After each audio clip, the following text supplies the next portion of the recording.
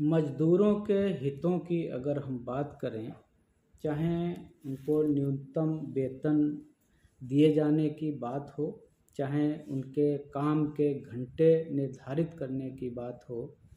चाहे उनकी सुरक्षा की बात हो, उनको काम के दौरान छुट्टी की बात हो, मज़दूरों के अधिकार की बात हो, उन्हें सुरक्षा की बात हो, उनके पेंशन की बात हो, इन सारे अधिकारों को दिलाने के लिए बाबा साहब ने एक लड़ाई लड़ी थी अंग्रेजी शासन में, अंग्रेजी सरकार से, और उन्होंने ये सारे अधिकार मज़दूरों को दिलाए थे।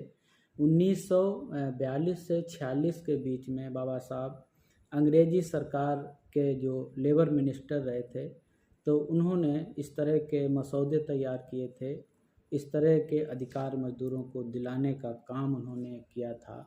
जो विश्व स्तर पर इंटरनेशनल लेबर ऑर्गेनाइजेशन थी, उसका प्रतिनिधित्व भारत की तरफ से उन्होंने किया था कई बार। तो जो आज हम देख रहे हैं श्रमिकों के लिए जो तमाम तरह के अधिकार मिले हुए हैं, चाहे वो महिलाओं को मातृत्व अवकाश की बात हो, ये भी उन्होंने दिलाया था। पेंशन की व्यवस्था उन्होंने कराई थी, जो भी मज़दूर थे कारखाने वाले, जो नियमित मज़दूर थे उनको।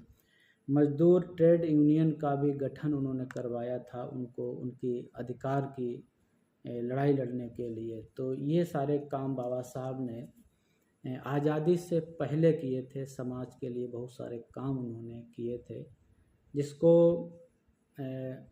देखते हैं कि हम जब भी बाबा साहब की बात करते हैं तो लोग इधर उधर देखने लगते हैं।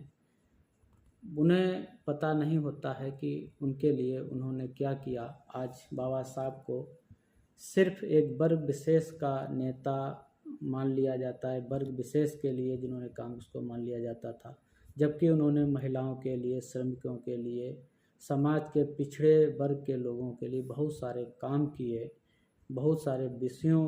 को लेकर उन्होंने काम किया। उनका जो योगदान है वो हम कभी भुला नहीं सकते हैं।